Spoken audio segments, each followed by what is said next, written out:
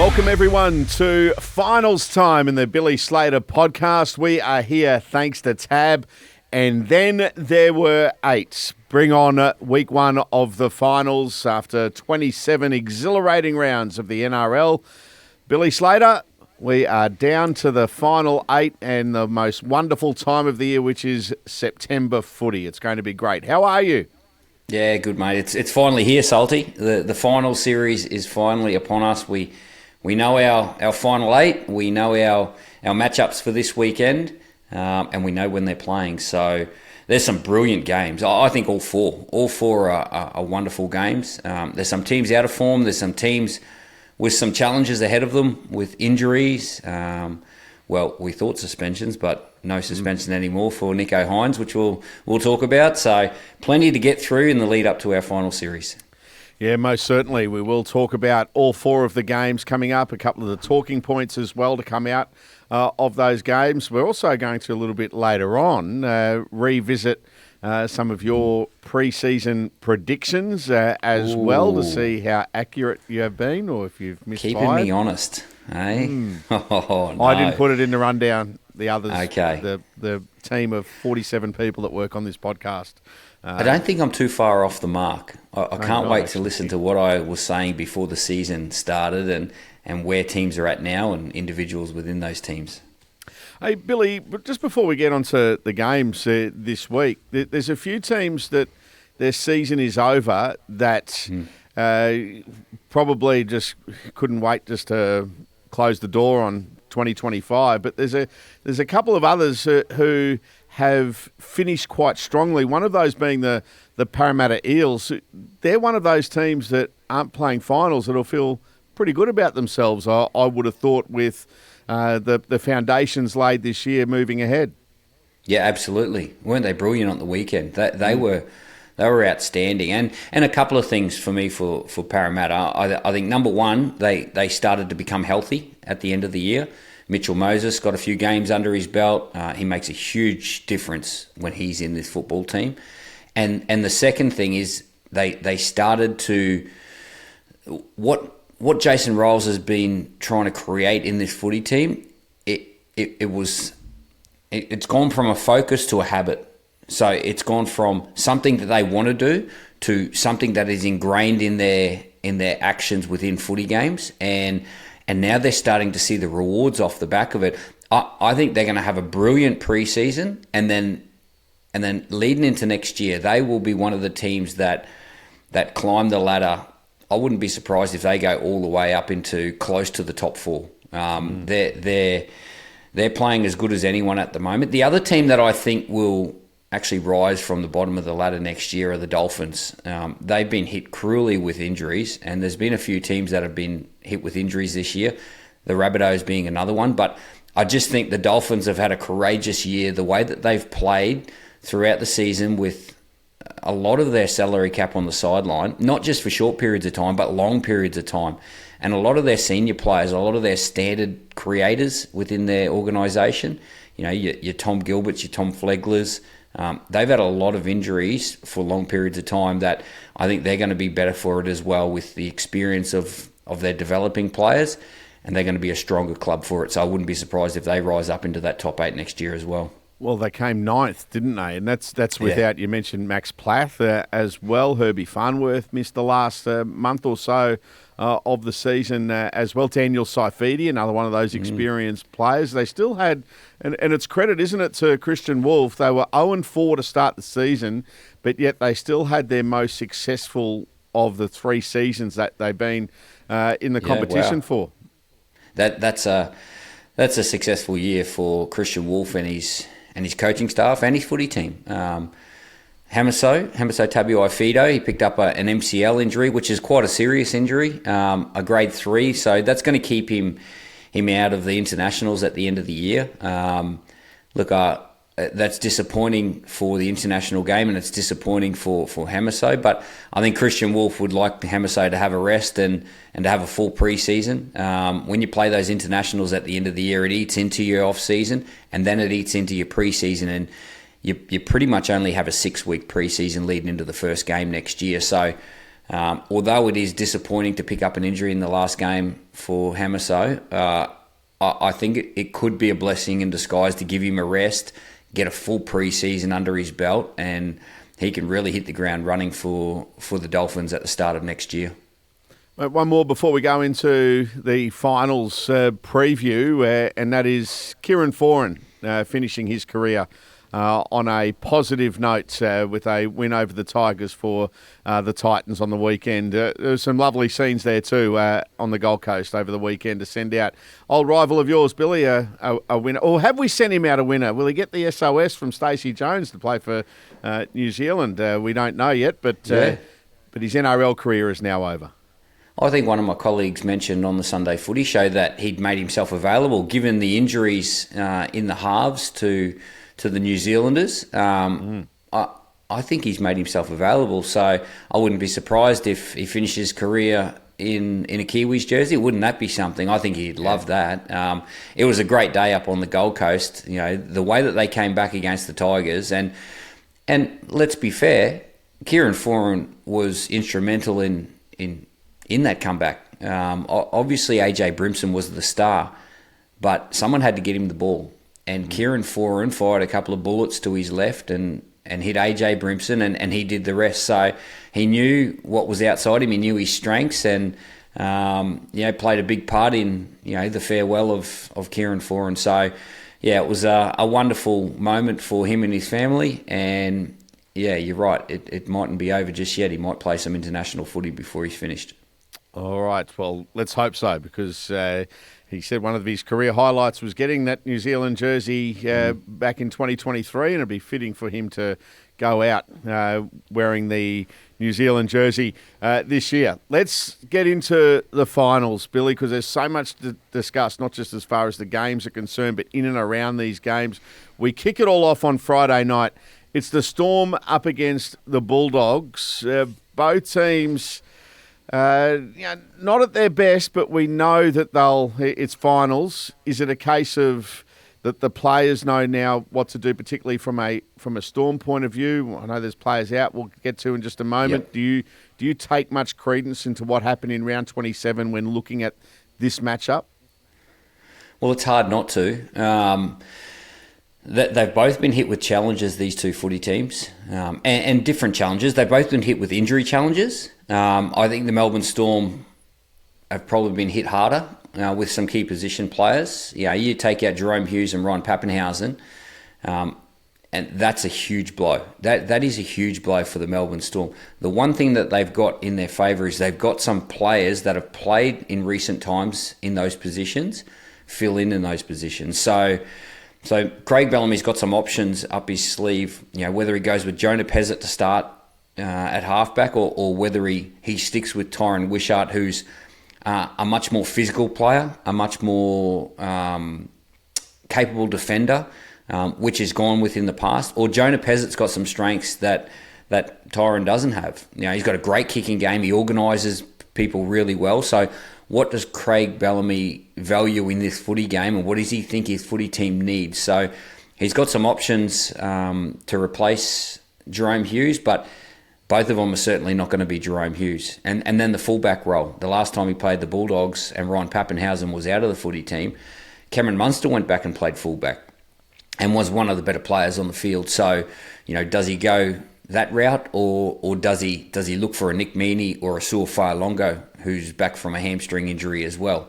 I know the Melbourne Storm didn't play Su'Fa'alongo in the Queensland Cup on the weekend purely to keep his fitness available for selection and available to train this week with the NRL team. So got some options, the Melbourne Storm, but the Bulldogs are in a bit of a rut at the moment. They've won 2 games of their last 6, and one of those games was against a depleted Penrith Panthers team when they rested 16 players. So they're way out of form at the moment.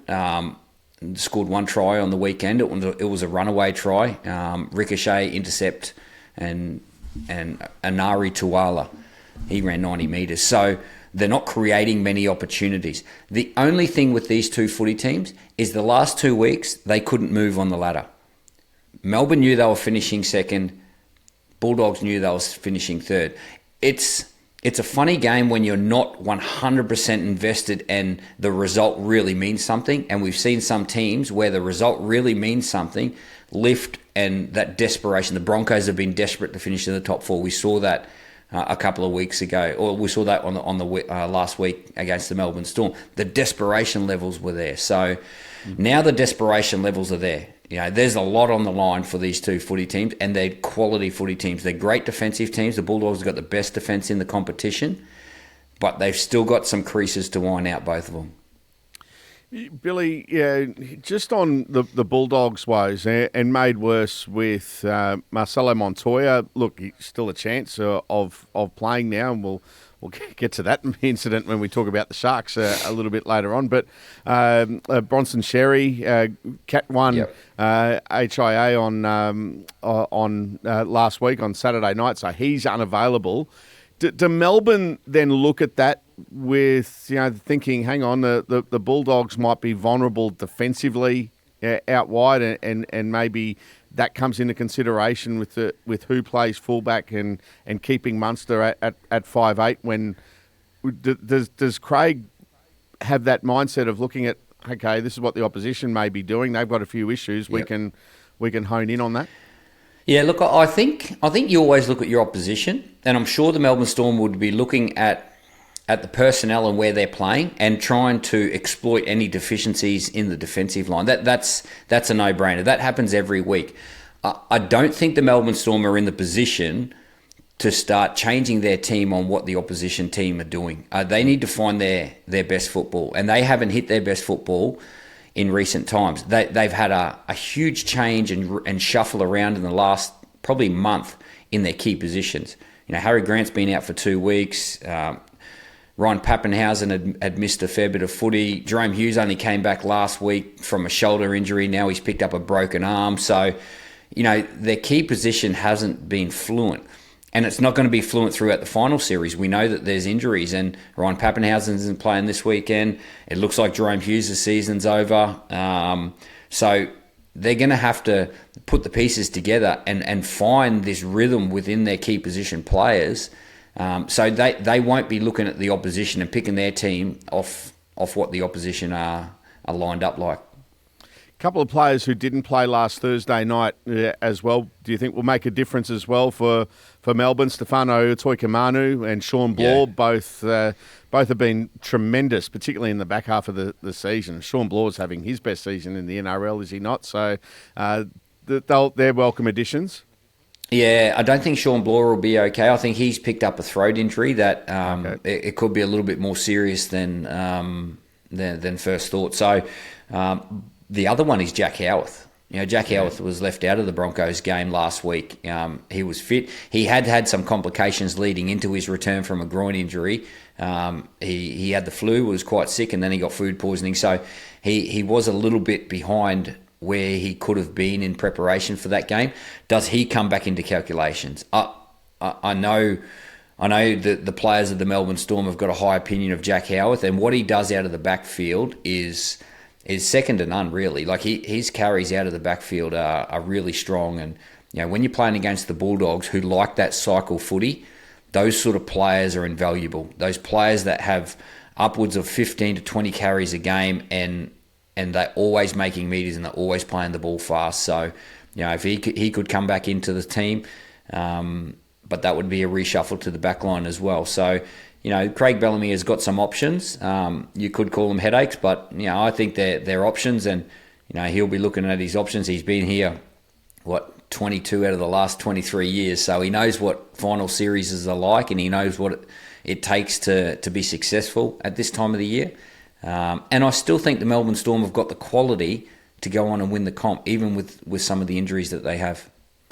Their opponents are the Bulldogs, and you surmise where they're at not all that long ago, and they've got their own headaches to deal with, as we mentioned, with injuries in particular to outside backs. But how do you unlock this attack, Billy? And can you fix an attack so quickly within a week, but they've been searching for answers, it seems, for some time. What's their approach going into Friday night?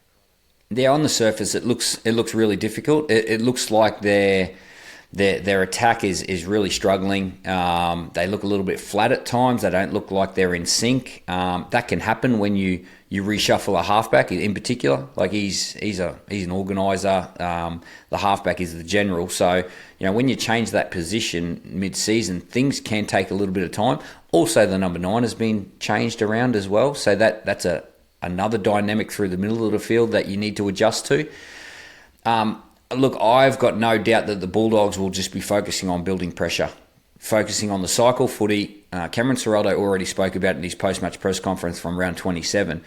He spoke about the cycle footy and what semi-finals is typically like, and that's going to suit their game. So they're going to come down to Melbourne, and they're going to play this cycle game, this high energy, build pressure, complete our sets, and then the points will come off the constant pressure of their footy game. And look, I think it can work. Lachie Galvin's a wonderful player, and he creates opportunities for his footy team, but they need to build that pressure. They need to build that high completion rate style footy, and go after it. But like I mentioned, they've only won 2 games over the last 6, and one of them was against a depleted footy team in the Panthers. So, they've got their struggles, but the one thing that they do have, Salty, and this stands up at the back end of the year, is they've still got the best defence in the competition. They've conceded the least amount of tries out of anyone in the competition. And if you go back and look at the history over the last 20 years on who wins the competition, generally it comes from the top 2 defensive teams in the competition. So that's the one thing that they need to find, their best defensive game, because it's there. The stats don't lie. It is there, and if they can find that, they can build that pressure, they get that high completion rate, they can put a lot of pressure on the Melbourne Storm. They mightn't have the brilliance that the Storm have, but they can still play their style of game. Well, we're looking forward to it. On Friday night, Storm v Bulldogs. Of course, all of these finals live and free on 9 and 9 now. Then we've got 2 games on Saturday, and these games in week 1 of the finals, Billy, I just love. These are the games, from a neutral, obviously, for the fans, they can be nerve-wracking, I suppose, and for the players and those in the clubs, because for both of these games on Saturday, it's season over for the loser. Let's start off with the 4 o'clock game across the Tasman. The Warriors limping into the finals. They take on the Panthers, who are far from limping. They're flying into the finals. So your take on this game that we'll see over in New Zealand? Well, if the Bulldogs are limping into the finals, the Warriors are wobbling into the finals. They are dead set, holding on by the skin of their teeth. What did I say? The Bulldogs have won 2 from their last 6. The Warriors have won 2 from their last 7.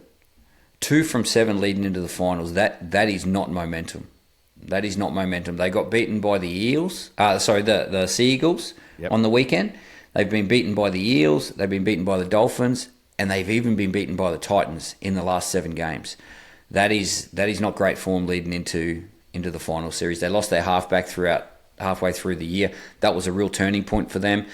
Wade Egan, he's a really interesting one. He didn't play on the weekend, and he's had some injury concerns. Does he come back into the footy team? I think if he comes back into the footy team, they are a much better football team. It takes a lot of pressure off their young halves, and he controls that middle of the field. So I think he's an integral part of this Warriors final series, Wade Egan. But yeah, they're really struggling. Look, form doesn't read great for the Penrith Panthers. They lost a couple of tight games, Golden Point games against the Melbourne Storm was one of them. And then they rested a whole heap of players 2 weeks ago. Lost that game, and then come back into great form last week with all their players back on deck. I think Liam Martin will come back into the footy team. Really interesting pattern that Ivan Cleary has taken going into this final series. And in a way, Salty, I believe the Penrith Panthers are more dangerous this year than any other year. Look, every other year they've finished first. They've been the best defensive team in the competition. They've been the best team in the competition. They're expected to be there, in that final day of the season, and some would say expected to win. This year, halfway through the year, everyone had written them off. Oh, they can't even play finals. Now they've gotten themselves into the finals. They realised they couldn't make the top 4, so they've rested a whole heap of players. They've did it a different way, and I think they're even more dangerous. Some of their younger players have really developed this year, and they're a big strike weapon for them on that left-hand side.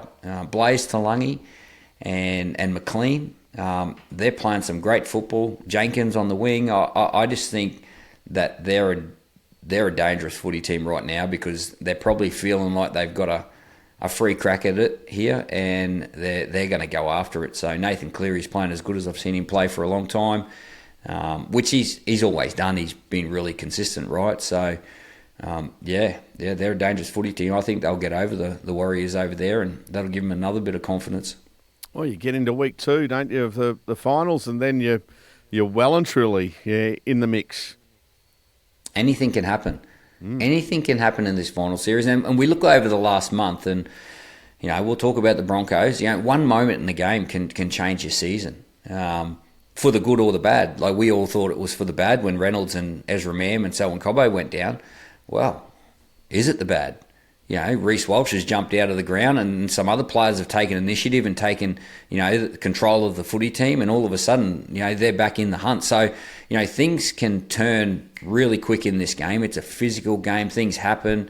Form comes in and out. Like, you've really got to hit your straps. It's a different competition now. Yeah, just going back to this game, the Warriors-Panthers game, Billy, something I was just thinking about there when, Panthers will go over, the Warriors will try to intimidate, they'll have the blackout, etc. It's all going to fall into the Panthers' hands. Sometimes, do you find sometimes when you try to make it intimidating for the opposition, it could fire up the away side just as much as it will yourselves, because they'll go over there and, as you say, that the expectation isn't on them, and they might play a bit more freely, but this will get them fired up, the atmosphere that they're going to run into at Go Media Stadium on Saturday. Well, it's more the expectation and pressure on the home team. I think that's where the pressure is at the moment. The pressure and expectation on that home team over there, it's going to be a great atmosphere, and they're going to be expected to play well. The Panthers, on the other hand, they'll be going over to spoil the party. I don't think that the expectation is on the Panthers. That they'll have a great frame of mind to go and spoil the party and go after their game. Like, it's going to be a wonderful game, but I just think the Panthers have got more big game players in their footy team. The Warriors have had a great season, but it's going to come down to this. It's going to come down to the high pressure environment and who stands up. And you have a look at the Panthers team, they are riddled with players that stand up in high pressure environments and big games. Yeah, that they certainly are. So that's the game at 4:00 in New Zealand on Saturday afternoon. And then we head to Shark Park on Saturday night for another elimination final. It is the Sharks up against the Roosters. Billy, we can debate the venue till the cows come home, but the fact is it is a Cronulla home game. They are playing it at home. It's a shame that there's a lot of fans that won't be able to go there. But those that are going, I think, are going to witness... If people are talking about Brisbane and Melbourne as being the key matchup or the matchup they're looking forward to the most this week, I'll tell you what, this one wouldn't be too far behind, because it's shaping up to be a beauty. This game is the form final of the weekend. The form final. Both of these teams are flying. Really dangerous, great attacking footy teams. I think this is going to be a belter. I can't wait. I'll be there alongside yourself at Shark Park. And just on the venue, I do believe, like, in short, if it's not suitable for a finals game, I totally agree with that. I think we should be playing at a bigger venue. However, I do understand the Sharks wanted to play there. They've earned that right. They've earned the right to play there. They finished higher than their opposition, and that's the advantage that you get. But I think this will be the last time if it doesn't get redeveloped. It's 12,000 seats. We need, our game is bigger than that. Our game is bigger than that. We need to fill 40, 50,000 seat stadiums with our final series games, and the way that our attendance has been over the last 12 months, 2 years has been increased incredibly. So, in short, I think it should be at a bigger stadium, but I do understand why the Sharks want to play there, and I do get that. This is a competition. It's got to be fair. Onto the game.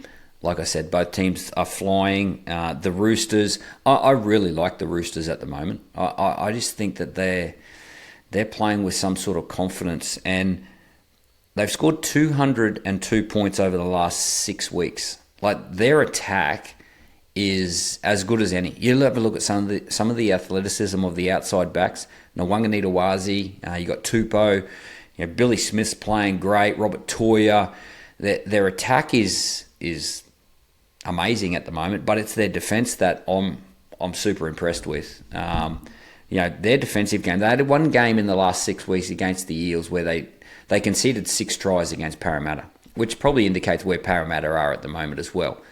Outside of that, they haven't conceded more than 2 tries in a game. Some of those games were only 1 try.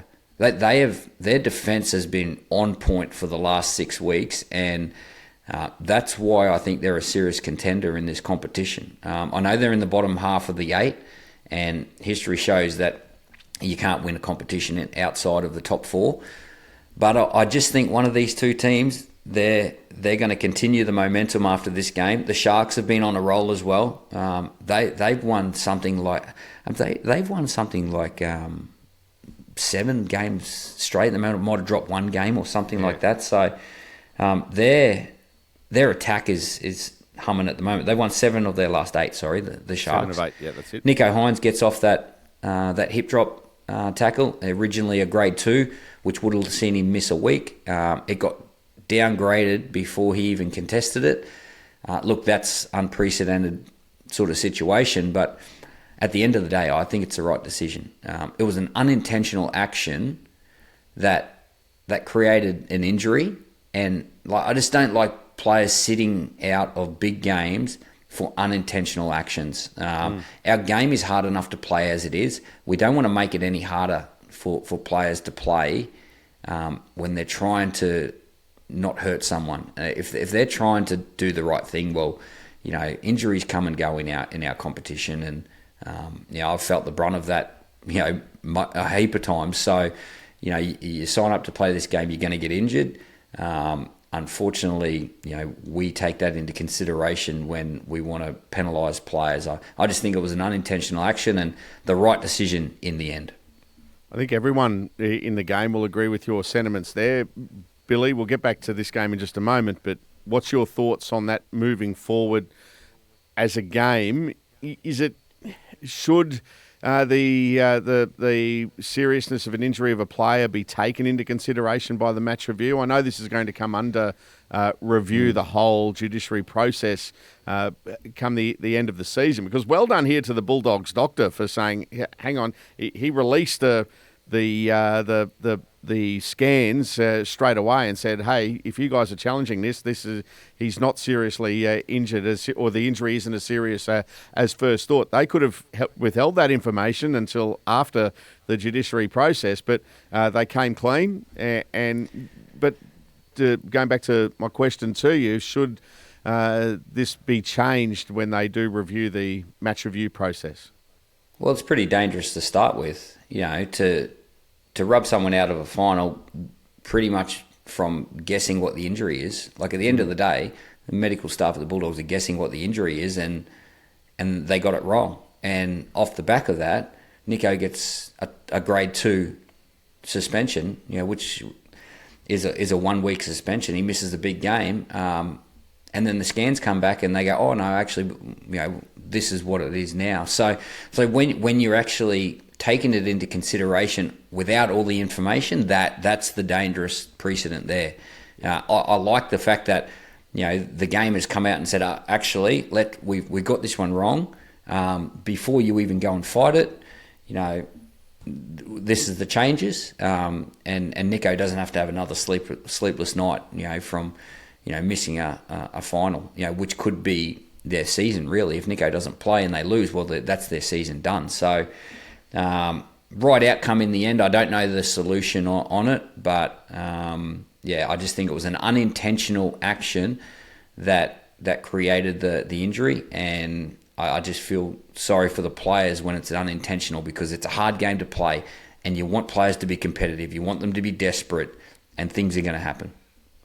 Now, Billy, usually when we talk about matchups in a game, and you've mentioned one of these players already, Mark Nawaqanitawase, but usually when we talk about matchups, the players themselves might not necessarily go head-to-head against each other when we look at the battle of the sevens or the fullbacks, etc.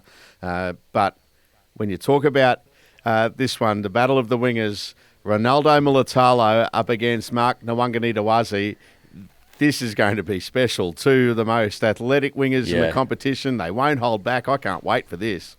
Well, I know who's going to win the lip battle, the the sledging battle. I think Mark's too humble and respectful for that. Although I have seen a little bit of, confrontation with him in the opposite, in recent times. But, no one rivals, Ronaldo. He's one of the best. And he's a super competitor. They're both super competitors. They're both really athletic, both great in the air, and both great finishers. It's going to be a real battle. The one thing I know about Ronaldo is he'll know that Nawaqanitawase is the top try scorer. He'll know all the publicity that's been around Mark this year, and it'll be a personal battle for him. It'll be a really personal battle on his left-hand side of the field. Mark's on the right-hand side. They're matching up against each other. They will come together. I've got no doubt about that. And, Mark's been scoring tries for fun at the moment. He's what's he got, 7 in the last 2 weeks? He's been flying. So that'll be a really personal preparation for Ronaldo this week to stop Mark, and he'll want to put a couple over him himself. So, keep an eye on that one. There's one player coming into the Sharks team, and I think we need to mention, Billy, and this is saying something given what they've done, winning 7 of their last 8 games. They've got their centres back over the course of the last fortnight in Kale Iro and Jesse Ramian, but they get back Britton Nikora this week. How important is he coming into this team, returning from suspension? One of, if not the best line running back rowers in the game.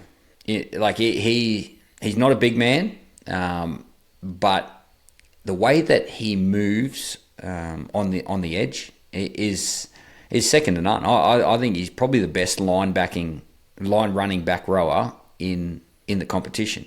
The way he changes his angles. Someone like Braden Trindle comes back into the footy team as well. Yeah. Let's not forget about him. He didn't play on the weekend. Dan Atkinson played, but they're healthy. Apart from their captain, Cam McInnes, they're a healthy squad, and so are the Roosters. They're healthy. So not only are they both flying, they're both pretty much fully fit. I think Nat Butcher's the only one unavailable this week for the Roosters, and Cam McInnes is probably the only one unavailable that I can think of for the Sharks. So fully fit, flying, both great attacking footy teams. I wouldn't be surprised if this is 28-30 leading into the last 5 minutes, and might even go to Golden Point. Wouldn't that be something? Wouldn't it ever? We had a classic finals game go to Golden Point a couple of seasons ago at Shark Park. I think that was Cowboys Sharks when Val Holmes kicked a match-winning field goal. So we've had it there before. Why not do it again? Maybe. Yeah. No, I can't wait for this one. I'll tell you one thing, Billy, that we've just spoken about the 2 elimination finals, and if it's the Panthers that come through against the Warriors, and regardless of who wins the game between the Sharks and the Roosters, doesn't it make those other qualifying finals just really important for both Bulldogs Storm and Canberra Brisbane to get that week off and avoid whoever wins these games on Saturday? Because we'll know that quite often the team that loses out of the top 4 clashes is generally favoured going into the week 2 of the finals. But this year just looks to be a little different, as you've been saying. So, those other finals are going to be of vital importance for whoever wins. Yeah, I think especially the Panthers Warriors, and I think we all think the Panthers are going to win that game. Like, we can't assume, but let's say the Panthers win that game, they're going to play either the Melbourne Storm or the Bulldogs, coming off another loss. So if they play the Bulldogs, they'll be playing the Bulldogs, who have won 2 games in their last 7 weeks. If they play the Melbourne Storm, they'll be playing the Melbourne Storm, who have lost 3 in a row, and with injuries all over the place. So that side of the draw, you Canberra lose to Brisbane. They've won something like 13 of the last 14 games, Canberra. So it's okay, 1 game. They'll get back on the horse. Broncos have been flying. They can. It's a little hiccup. Whereas the other side of the draw, Panthers win, and they would be really confident to go through to at least the preliminary final. And you're coming off a win. You've got momentum. You've got confidence, and you're playing against a team that's lost. So we're probably getting a week ahead of ourselves here. Yeah, exactly. But it's an interesting sort of thought process, like leading forward. And you want to create that momentum. So although you've got a second chance in these top 4 clashes, it is vitally important to win this week and create that momentum. Give yourself a 2-week preparation into a preliminary final, which is at home. That's the great thing about the Bulldogs and the Broncos. They've got this opportunity to go down to an away game and play well, get a victory, and then go back home, and you've got a fortnight of preparation to get a home game, get all your home supporters behind you in a preliminary final to charge towards a grand final. That's the advantage of finishing in the top 4, and that's what those top 4 teams will be eyeing. Yeah, so much to look forward to, including, let's get on to the game on Sunday afternoon in the nation's capital, Canberra, the minor premiers. This is going to be special. I know a couple of Canberra members who were getting tickets yesterday, and they were selling very fast for the game at GIO Stadium up against Brisbane. Daytime game for these 2 teams. Billy, how much are you looking forward to this one on Sunday? Early reports are the weather's going to be good as well. Perfect. This is perfect. Both of these teams like using the football, and in different ways. More structured with the Brisbane Broncos, trying to create some space for Reece Walsh, whereas the Canberra Raiders, they do it their way. They do it unorthodox. They offload and they move the football around and use the strengths of individuals within their footy team. Both of these teams are flying. The Broncos have won 4 in a row. We all thought, devastation when Ezra Mam and Adam Reynolds, Selwyn Cobbo, they go down in Melbourne a month ago. They haven't lost a game since. Reece has played outstanding. I think he's really taken the responsibility of the footy team. I think Ben Hunt's done a great job. Billy Walters has done a great job. Corey Pakes has come back into the team. I just think they're all playing outstanding at the moment, and they've got a really dangerous footy team. And they've got these 3 players with hamstring injuries, trying to come back and push for spots. So that's creating competitiveness within the footy team. I just think it's going to be a wonderful game. The Raiders have won 12 of their last 13 games. You take out the last game, like that last game was a throwaway game against the Dolphins. They played their reserve grade team. I think only about 3 or 4 players in that game will be selected this week in the final. So pretty much rested the whole team that's going to play this week. And you take that game out, they've won 12 of their last 13. They've had an incredible season. They're the minor premiers. They've got an incredible atmosphere down there in Canberra, and it's going to be buzzing on Sunday afternoon. This is going to be an absolute belter. Do you know anything about Josh Papali'i's injury? There was reports that he had an injury at training yesterday. Well, some were saying they feared he broke his ankle. That was what a couple of people had said. I know they were talking about it last night on 100% Footy, saying that was the case. So if he's not there, Billy, how big a loss is Big Papa for a big game? Yeah, huge loss. Oh, he's a huge loss. He's been a big part of their footy team this year. He was going over to the Super League halfway through the year. He was looking to sign at the Super League, and then given his form for the Raiders, he changed the Raiders' mind on giving him another year. That's how good he's been going this year, and if he's not there, it's going to be a huge blow. Look, I think they can cover him. They've got some great forwards, and I think Joseph Tarpanay, the captain, Corey Horsburgh, who's been playing in the middle of the field as well. And then they've got these young players like Ata Mariotta. Morgan Smithies has been doing a great job off the bench as well. So They've got these young players that are coming through, but he is such an important part of this footy team. He just creates a calmness. He creates a confidence in your footy team. And let's hope he's only just rolled his ankle. Like that, you can get over a rolled ankle pretty quick. They're very sore for a few days, but if you can get the swelling out and you can get that mobility within the joint, you can get over it pretty quick. But I think they've been pretty hush-hush on what sort of injury it is.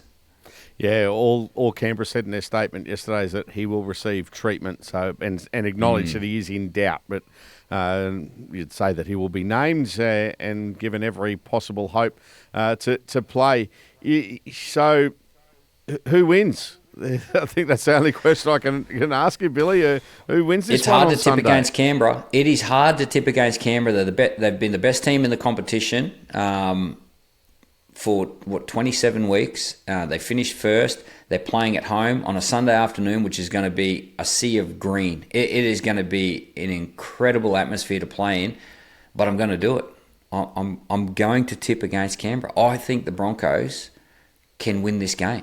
I really do. The one thing Canberra have been all year is they've been healthy. Now, they're starting to just get a couple of little injuries. Xavier Savage is a huge blow on the edge, and now Big Papa.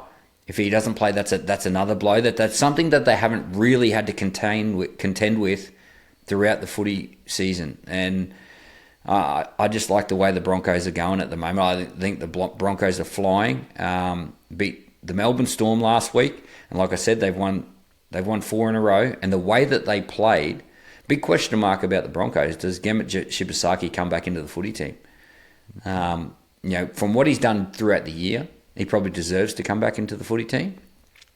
But is his indiscretion too big, and is the culture too important to the Broncos for him to come back in? Already paid a huge price.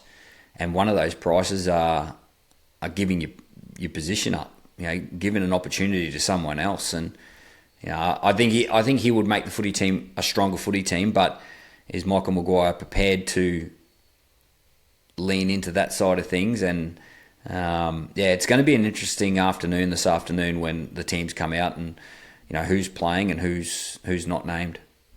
Dean Mariner played very well in the centres, didn't he, against the Storm? And Jesse Arthur's had one of the toughest assignments in the game in coming up against Xavier Coates and handled things pretty well.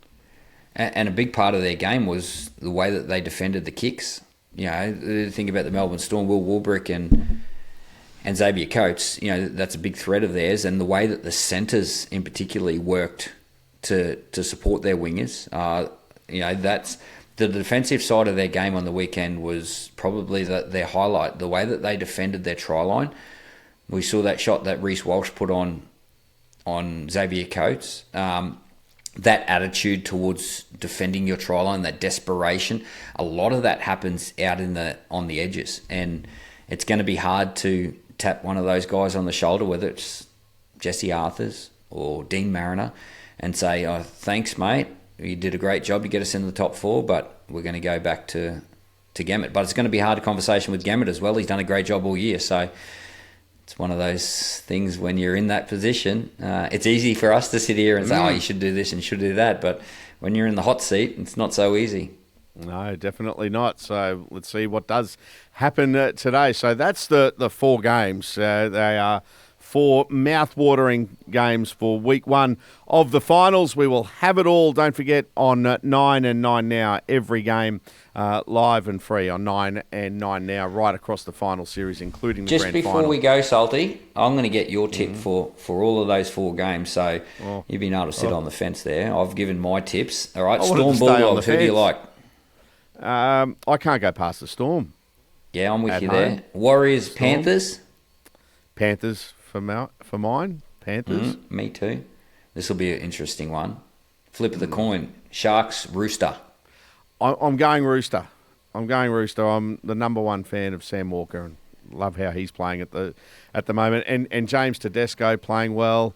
Although the Sharks, can I stay on the fence? Golden Point. No fence sitting. Golden Point.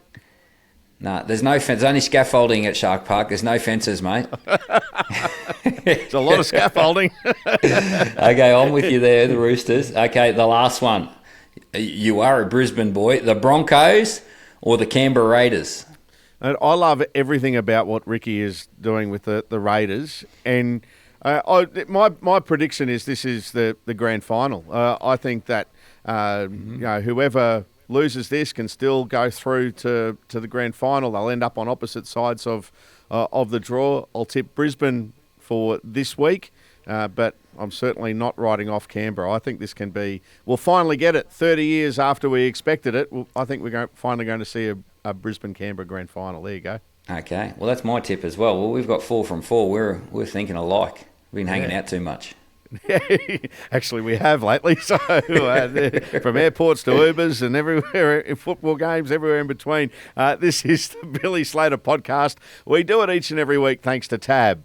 Fans always ask, Loza, what was the best era of league? And I tell them, nothing beats the line-breaking, flick-passing, goose-stepping, Vegas-flying, turbo try-scoring, origin drought-breaking, simply the best era of footy we're in right now. And with more market stats and insights, it's easy to enjoy the best era in footy with the best app in footy. Tab. We're on. What's gambling really costing you? For free and confidential support, call the number on the screen or visit the website. At the start of the year, these were some of your predictions, Billy. This is what you said when it comes to premiers. I think the Melbourne Storm are in the box seat. Look, you've obviously got the 4-time premiers in the Panthers. They're going to be thereabouts. They're not going to beat themselves, so they're going to be right up there. But I think the Melbourne Storm, I think they've got a bit of motivation to go on and go one better this year. So they're my top pick, the Melbourne Storm. Well, Billy, they finished second on the table. You get a tick there, big tick. And I still think the motivation's there. That doesn't leave you. When you lose a grand final, that does not leave you. And those individuals that experienced that last year, I think Stefano Utoikamanu is a huge inclusion, and the development of him this year has been extraordinary. So I think he's a big plus. When I say the box seat, that's with everyone fit. I think they've gone from the box seat to maybe the passenger seat. They're just sitting in that passenger seat now, so they're probably not in the box seat because of some of their injuries, and in particular the two big ones in Pappenhausen and Hughes. But if they can beat the Bulldogs, who aren't travelling well, then they get Pappenhausen back from a head injury, concussion, and I'm not sure about Jerome Hughes. I think reports were season over, but I think they get Pappenhausen back. They can still give it a shake, and that motivation is still there. It doesn't leave you. All right, so well done there with that. They're still well and truly alive. Now, which ones? You only want me to play the ones that you've got right. Your Dally M prediction was Cameron Munster. You'd think that's going to be James Tedesco now, though. Yeah, I do. Probably got that one slightly wrong, but James Tedesco's had a great year. He's a well-deserved Dally M medalist if he does take it out, which I think we all think he will. Happy to get that one wrong if Teddy wins that. I'll play one more. Sorry to do this, Billy, but once again, I'm not controlling actually which ones get played. This is your prediction on biggest sliders of the year. Yeah, I think one club that has a real challenge to hold the standard that they got to last year and to even increase it is the Bulldogs. I feel the Bulldogs, and they can do it. I'm not saying that they can't do it. That they've just got a huge challenge. They were the second best defensive team. They were the best defensive team for a long period of time last year, and it was through effort. It's hard to do, and to sustain that, not just for a full season, to sustain that year on year on year. They've set the standard. Their challenge is to hold it now. Well, I don't think you've got that wrong at all. That's no. And when I remember when I got put the question to me, biggest slider. I'm not one to say, this team's going to go down here, and this team. I'm not one to say you can't do something. And I just know the way the Bulldogs play, And it's probably, to be fair, why they made decisions around Lockie Galvin and Toby Sexton and all these sort of reshuffles is they don't have the top-end talent that some of the other teams have. They're coming up against the Melbourne Storm. Like, Melbourne Storm are fully fit. You got Munster, Grant, Pappenhausen, Jerome Hughes, Xavier, like all these star players. They're top-end talent players. And the Bulldogs have been put together through hard workers, offcuts from other teams. And it's been a real success for them, a real success story. And they've done it through hard work and through team unity and the way that they play. I know that style of football is hard to sustain. It is a hard game to sustain, not just week on week, but year on year. And that's why I said they've got a huge challenge this year, because they were terrific last year. They were the second best defensive team in the comp. They've actually upheld that standard of defensive team. They're just starting to feel the pinch of doing it for so long. That's where they're starting to feel the pinch. We saw Mitchell Moses score some tries on the weekend through pure talent and speed.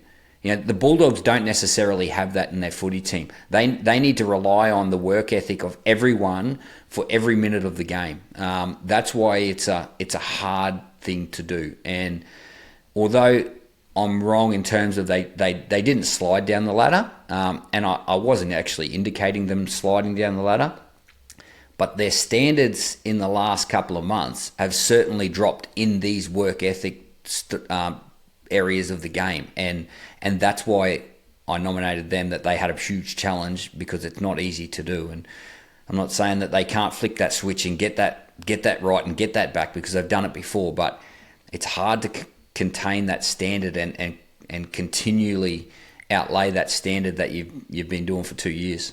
Yeah, all right, well said. Now, Billy, we'll move on now to the Billy M medals, and we do the Billy M medal each and every week thanks to Tab. It's the best team and best performing player of each week.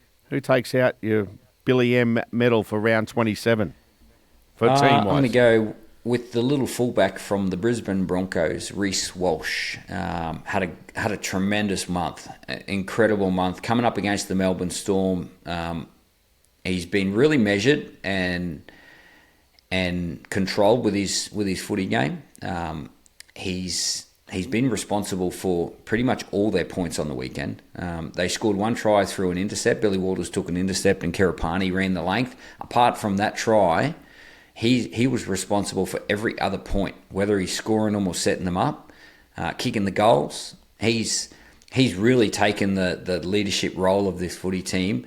I know he's not the most experienced player in the team. He's probably not in frame for being the captain, but when you're that influential in the team, you are a leader. And he is leading this footy team incredibly well in the absence of Ezra Mam, Adam Reynolds, Selwyn Cobbo.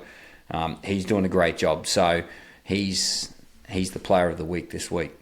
Okay. Team for the Billy M's? Ooh, there are some teams that played well in the week. I thought the Broncos were great. The Roosters, I've been super impressed with the Roosters. Seagulls won their game for DCE's last game, left foot field goal. What a kick that was. Panthers were great. The Titans were good. The Sharks, the Dolphins. But I can't go past the Parramatta Eels. They beat their opposition by 1,000 points. I know it was the Newcastle Knights, and they're really struggling at the moment, but the way that Mitchell Moses played was outstanding. They're starting to feel, what their style is, and Jason Rolls is starting to implement what he wants to bring to the footy team and how he wants them to play. I think they dive straight into the preseason in a couple of months' time, and they're all going to get really fit. They're going to have plenty of time before Christmas to build a really good base, and then go after this game again. They were exceptional. They're the team of the week. Now, just adding up the winners now for the Billy M, the final standings after 27 rounds.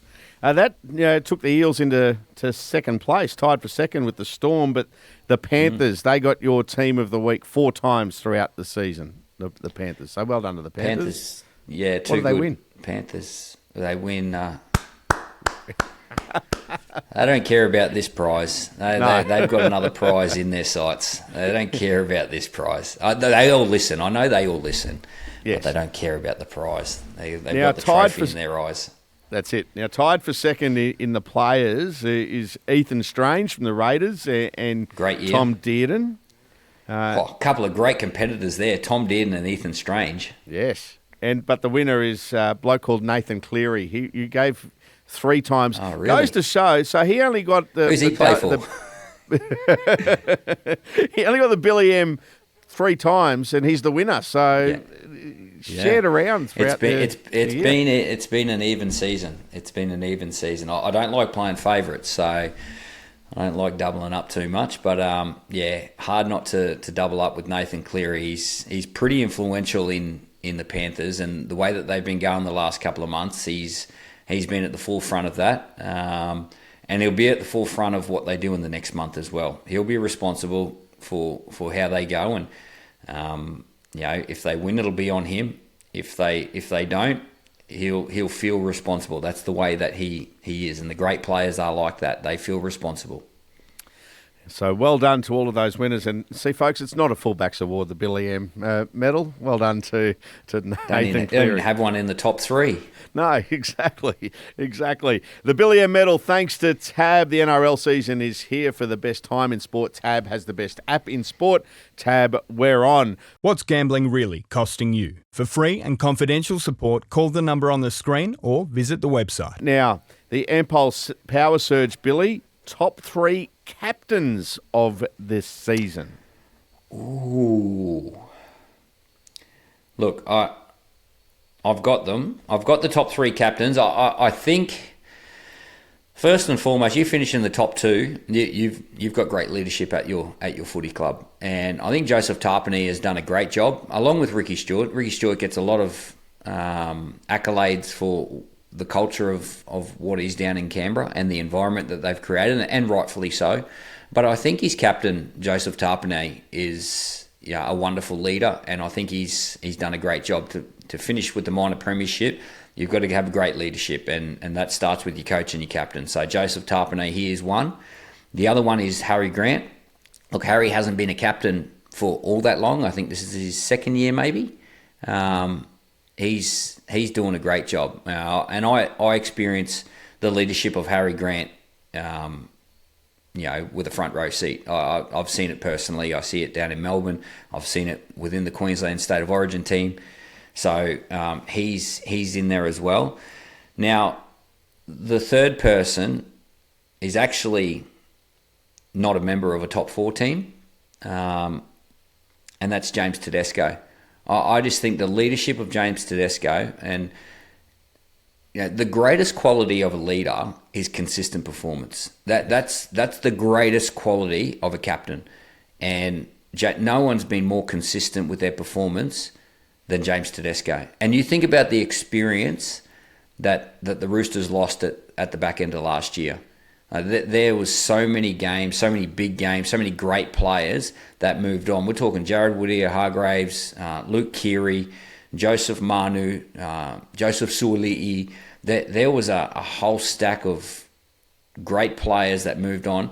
James was still there. And all these young players are coming through, and he would have helped develop them. He would have steered them in the right direction, gone through the hard times as well. And now he's playing in a final series with a team that are humming at the moment. So James Tedesco certainly in the top 3 captains of the season. I don't think there'll be any argument for our Ampol Power Surge this week. Whether you're cheering on from the sidelines or from the living room, Ampol's got your back on and off the field, proud to power Australia's own sporting nation. So that is the Ampol Power Surge. So, Billy, we've gone through our tips for week 1 of the finals, 4 huge games coming up. It's going to be sensational. We look forward to it. I can't wait. We've got to wait till Friday now. There's not a Thursday game. So, Friday's the first one. Down at Amy Park, Storm Bulldogs. Let's get it on. Yeah, cannot wait. Look forward to seeing you at the footy over the weekend, Billy. Thank you. Thanks, Salty. Thanks, Billy. That's Billy Slater. I'm Peter Psaltis. Next Monday, we'll have another edition of the Billy Slater Podcast. We do it all thanks to Tab. Enjoy week 1 of the NRL finals, everyone.